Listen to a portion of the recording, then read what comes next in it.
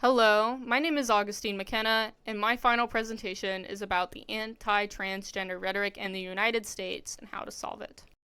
Imagine for a moment you live in a world where everybody refers to you by the wrong name, and correcting them only makes them use the wrong name more just to spite you. Imagine being arrested for going to the bathroom. Imagine living in a world where people will profoundly, frequently, and publicly admit to having the desire to murder you. If you imagine how absurd this cruelty may feel, you may feel a fraction of what it's like to be transgender in America. It should be known that right now, America is experiencing a major social conflict against transgender people. Recently, a widespread anti-transgender rhetoric has been frequently perpetuated by media and politicians. However, these beliefs have always existed, and they stem from a lack of communication, understanding, and empathy. In this analysis, 3 problems associated with transphobia will be examined. And by employing uncertainty reduction theory, anxiety/uncertainty management theory, and Broom's model of building a culture of peace through dialogue, we can maybe get started on solving these problems.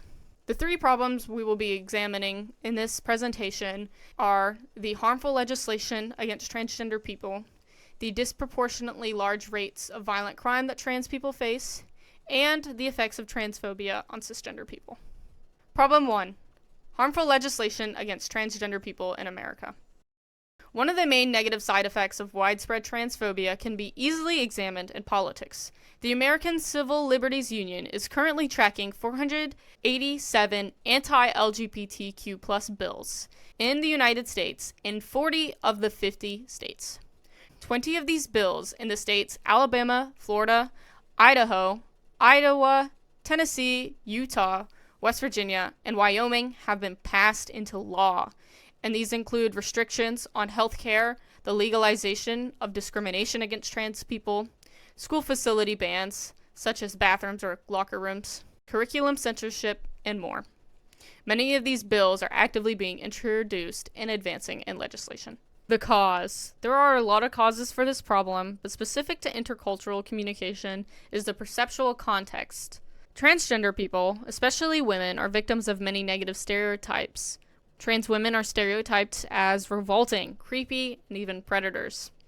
These negative stereotypes have also been perpetuated by media. Gender nonconforming characters, particularly those coded as effeminate men or trans women, have often been depicted as villains in movies. One of the most famous examples is on the right here, and that is Buffalo Bill from The Silence of the Lambs. Other 2 characters here are Angela Baker from Sleepaway Camp and Norman Bates from Psycho, all of which are horror movie villains. However, these controversial portrayals of transgender people have become less common in recent years. To continue with stereotypes, even though many of these stereotypes are being believed and furthered in legislation, a 2016 article by Katie Steinmetz in Time magazine says otherwise. This article, titled "Why LGBT Advocates Say Bathroom Predators Argument is a Red Herring," highlights that several police departments, school officials, advocates, and organizations dedicated to combating sexual violence against women have debunked this stereotype, considering it a myth, or at the very least, an unsubstantiated claim. Here's a direct quote from the article. This is a quote from a letter that several organizations signed. As rape crisis centers, shelters, and other service providers who work each and every day to meet the needs of all survivors and reduce sexual assault and domestic violence throughout society, we speak from experience and expertise when we state that these claims of transgender bathroom predators are false. It is also very evident that much of this legislation is targeting specifically trans women. Transgender people often experience the outgroup homogeneity effect, where they not only face harmful stereotypes, but transgender men and non-binary people are excluded from the legislative conversations altogether. Furthermore, these stereotypes surrounding trans men and non-binary people are also much less severe, being mostly characterized as being weird and annoying or just going through a phase. And nowadays, negative perceptions and stereotypes persist in online social media, partly due to the cisgender population's predisposition to uncertainty. Despite a general openness to new ideas that America has, there is a notable degree of uncertainty surrounding trans people. One solution to the legislative issue at a fundamental communicative level is the use of uncertainty reduction theory and anxiety uncertainty management theory. Charles Berger and Richard Calabrese's uncertainty reduction theory, or URT, explains that when strangers first meet, the primary goal is to reduce uncertainty. William Goodikunt's anxiety/uncertainty management theory, or AUM, can serve as a framework to facilitate understanding, empathy, and build stronger interpersonal relationships. According to URT, reducing uncertainty is achieved through specific communication strategies such as information-seeking behaviors. In the US, which is a low-context culture, this is mostly accomplished through verbal questions. Axiom 7 of URT emphasizes the importance of knowledge and fostering positive attitudes towards others. Quote, "Unless we know something about other people, it is difficult to like them. Thus, liking other people is somewhat contingent on knowing something about them."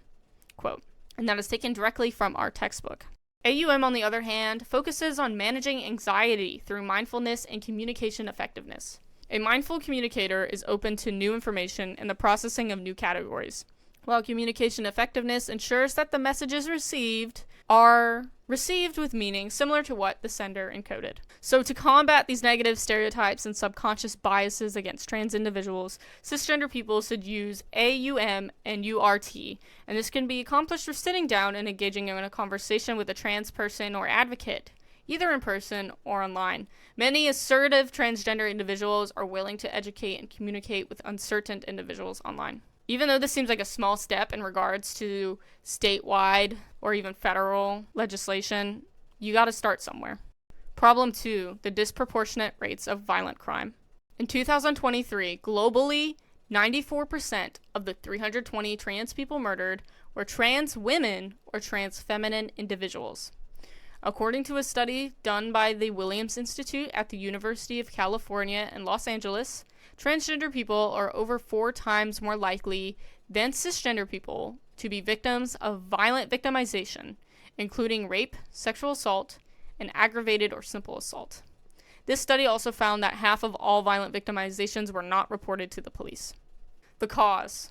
So this issue is deeply rooted in negative perceptions held by cis people towards trans people. Many cis people perceive transgenderism as a voluntary membership rather than an innate aspect of someone's identity. The idea of being trans is viewed as being unconventional and unfamiliar. Trans people are an outgroup that challenges the cisgender macroculture's perceptions of informal roles and sex roles. This can be explained through expectancy violations theory, or EVT. Trans people violate a cis person's expectations for what gender presentation and these sex roles are. And according to EVT, when these expectations are violated, people will have negative and adverse reactions. And this can lead to the extreme side of violent crime. So to really fully address the issue of violence against trans people, changes in law, education, and societal attitudes are necessary. But at a basic communication level, cisgender people should adopt Broom's model of building a culture of peace through dialogue. This model aims to reduce hostility, develop respect, and ultimately create a culture of peace. According to Broom's model, to build and maintain peace, people must learn productive ways to handle disagreements. And, as a society, people must develop norms, mechanisms, and institutions that will guide people through resolving divisive issues without violence. I think this part is incredibly important to solving violent crime. When encountering conflict, cisgender people should employ integrating face work and develop a compromising conflict interaction style. Although conflict styles are learned culturally, simple acts of kindness and mindfulness can facilitate the practice of these styles within everyday interactions. A crucial aspect of Broom's model is that participants must be willing to talk in order for the model to work. There must be the dialogue. And being willing to communicate while also practicing mindfulness will allow for empathy to develop. And I think empathy is going to be very important for solving any sort of issues of transphobia in the United States. Problem 3. Transphobia for cisgender people. The negative stereotypes of trans people and the discriminatory bills targeting them are also harming cis people. Stereotypes associated with trans people will spill over into perceptions of cis people, and this will lead into instances of harassment, discrimination, and even violence. For example, a 22-year-old Connecticut cis woman was harassed in a Walmart bathroom because someone thought she was trans, and a woman in Texas was stopped by a man who thought she was going into the wrong bathroom. Parents and school officials are also accusing cis children and cis teenagers of being trans in an effort to remove them from sports. This example is a screenshot from a Facebook post that a Utah school official made, implying that one of the girls on the basketball team was transgender, and this led to many comments harassing this poor girl. And tragically, transphobia can escalate to extreme acts of violence against cisgender people as well. Michelle Dion Peacock, a cis woman, was murdered because someone thought she was transgender. Transphobia affects everybody, and these examples just show how far-reaching the consequences of it are. It's essential to recognize that combating transphobia is crucial not only for justice, but also for cultivating a culture of peace for cis people too. The cause of cis people facing transphobia is based on the fundamental assumption that being trans is wrong. However, I want to really point out the impact that misogyny has. I think misogyny is deeply intertwined with transphobia. In many societies, not just the United States, the devaluation of femininity has led to the disproportionate targeting of trans women compared to trans men. The bias is evident in legislative discussions, and they often neglect the experiences that trans men have. No one is concerned about trans men being in sports. No one is concerned about trans men going to the quote-unquote wrong bathroom. Nobody is bringing this up. In an interview, a transgender man stated that he was actually punched in the face for using the men's bathroom. This incident shows just how transphobia and misogyny intersect, because the attacker likely perceived this individual as a woman intruding into a male space, which prompted the attacker to punch them in the face. So what is the solution? I think the solution here is basically the three models that we went over before. After using URT, AUM, and Broom's model, cisgender people can gain a greater knowledge, understanding, and empathy for trans people.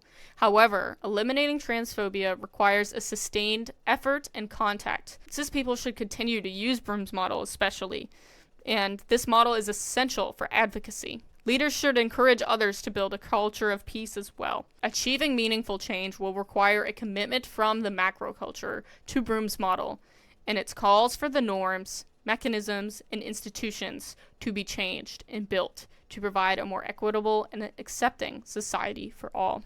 Now imagine a world where you don't have to worry about being called the wrong name. You don't have to worry about using the bathroom, nor do you have to worry about people vocalizing their desire to harm you.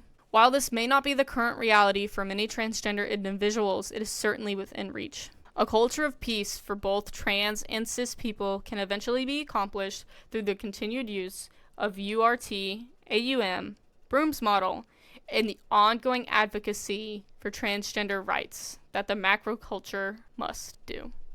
And these last two slides are my works cited for my research.